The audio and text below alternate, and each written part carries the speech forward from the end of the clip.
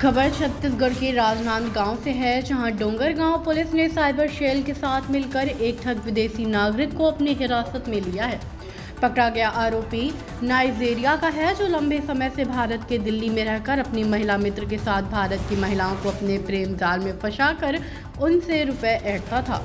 इस मामले को लेकर आज एसपी ऑफिस राजनांदगांव में पुलिस वार्ता आयोजित की गई।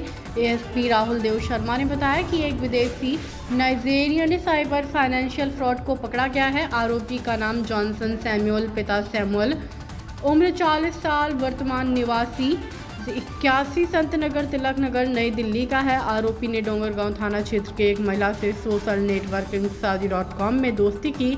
दोस्ती प्यार में बदली और आरोपी ने उसको प्रेम जाल में फंसाकर उसे 15,72,000 रुपये ऐंठ लिए। आरोपी की सहयोगी महिला मित्र जो फर्जी बैंक खाता एवं स्विफ्ट उपलब्ध कराती थी, जिससे आरोपी अलग अलग लड़कियों से बात करके उनसे मोटी रकम ऐंठ लेता था। फिलहाल महिला सहयोगी पकड़ से बाहर है। हैरत की बात है कि विदेशी नागरिक ने छत्तीसगढ़ के राजनांदगांव से विश्वनाथ देवांगन की रिपोर्ट। नाइजीरियन को पकड़ा गया है साइबर मामले। डोंगरगांव थाना क्षेत्र का मामला है। 29 जुलाई को वहाँ एक पीड़िता थाने में आके शिकायत दर्ज कराई कि एक व्यक्ति ने उससे करीब ऑनलाइन फ्रॉड के रूप में 15,72,000 रुपये की रकम ठग ली है।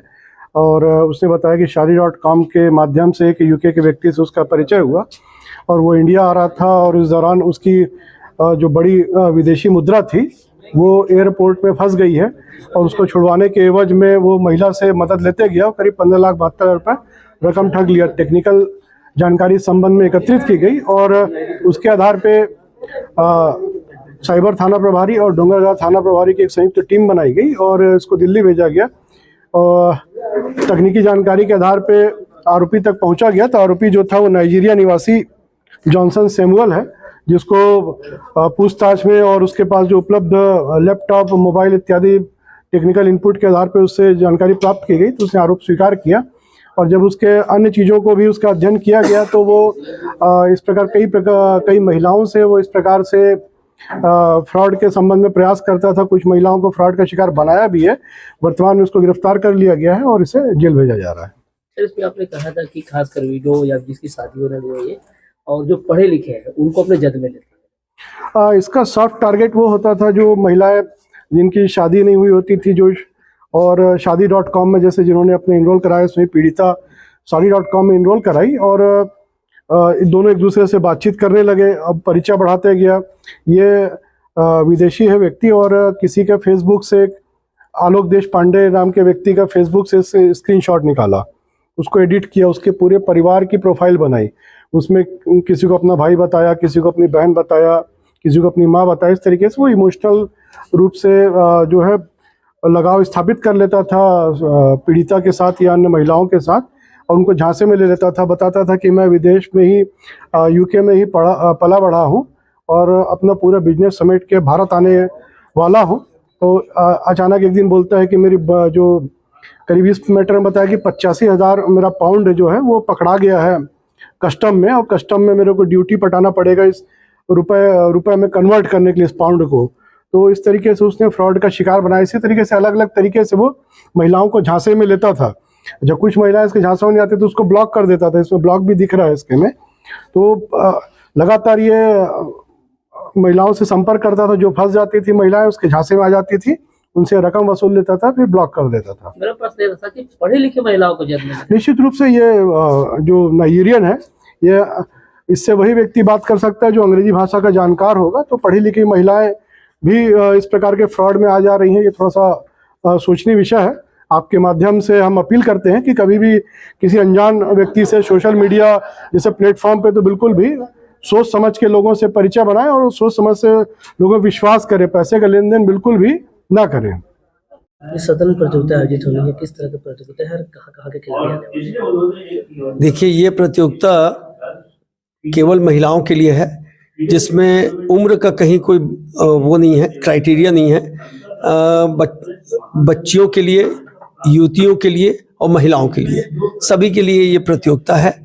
और इस प्रतियोगिता का एक महत्व ये है कि ये राष्ट्रीय स्तर की प्रतियोगिता है और इसमें जो भी सिलेक्शन होंगे एक्सपर्ट्स के द्वारा वो उनको एक रेटिंग मिलेगी जो आगे चल के उनको अंतर्राष्ट्रीय स्तर पे खेलने का अवसर प्रदान होगा।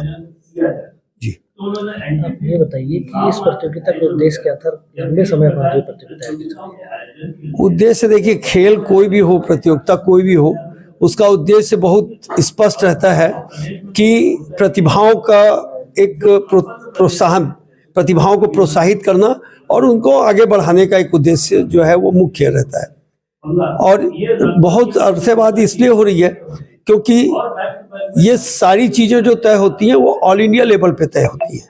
जो ऑल इंडिया फेडरेशन है उनके द्वारा ये सब तय होता है। कितनी प्राइज और कहाँ आयोजित होनी है प्रतियोगिता? प्राइजों के बारे में जैसे अभी विनोद राठी जी ने बताया है कि 25,000 रुपये का इसमें प्राइज है और जो प्रतियोगिता के विजेताओं के लिए।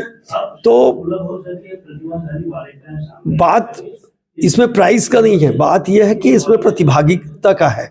अगर जो प्रतियोगी इसमें भाग ले रहे हैं उनको एक अवसर मिलेगा आगे बढ़ने का और अपने आप को सुधारने का और अपने स्तर को जानने का कि हम कहाँ पे हैं, किस स्तर पे हम हैं और आगे हमको कितना मजबूती से और तैयारी करना है, ये उसमें तय होगा। कहाँ आयोजित होनी है प्रतियोगिता? ये श्री अग्रसेन भवन में आयोजित होना है, बस स्टैंड के पास, और 18 तारीख से 22 तारीख तक ये प्रतियोगिता आयोजित है।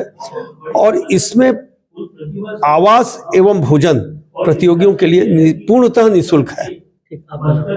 शरद अग्रवाल, अध्यक्ष अग्रवाल सभा, राजनांदगांव। काफी लंबा वक्त गुजर गया है। जी, लंबा वक्त तो गुजर गया है। सन 1982 के बाद में यह प्रतियोगिता जो हो रही है 2024 में इस बार हो रही है। और इस प्रतियोगिता जो है, यह प्रतियोगिता 18 तारीख से स्टार्ट है, 18 तारीख से 22 दिसंबर तक के। ये जो प्रतियोगिता है सिर्फ गर्ल्स के लिए है। इसमें ऑल ओवर इंडिया लेवल के जो गर्ल्स लोग हैं वो सारे जगह से पार्टिसिपेट कर रहे हैं। लगभग 11 राज्यों से इसमें जो बच्चे हैं वो पार्टिसिपेट कर रहे हैं। और यह बड़ी खुशी की बात है कि भले देर हुआ पर यह प्रतियोगिता इस बार राजनांदगांव संस्कार थाने में आयोजित हो रही है, जिसमें अग्रवाल सभा जो है कंधे से कंधा मिला के हमारा साथ दे रही है। और अग्रवाल सभा ने अपना भवन निःशुल्क दिया है और हम रुकने की जो व्यवस्था है बच्चों को वो निःशुल्क दे रहे हैं और खाना भी बच्चों के लिए निःशुल्क है। क्या बोल रहे हैं? प्रतियोगिता में शामिल होने के प्रवेश शुल्क वगैरह क्या है? प्रवेश शुल्क प्रतियोगिता में शामिल होने के लिए एकदम नॉमिनल है, 250 रुपये उसका चार्जेस है। 250 रुपये चार्जेस दे के वो एंट्री ले सकते हैं। कितने टॉप के खिलाड़ी यहाँ पहुंचे? कितने टॉप के खिलाड़ी यहाँ पहुंचे?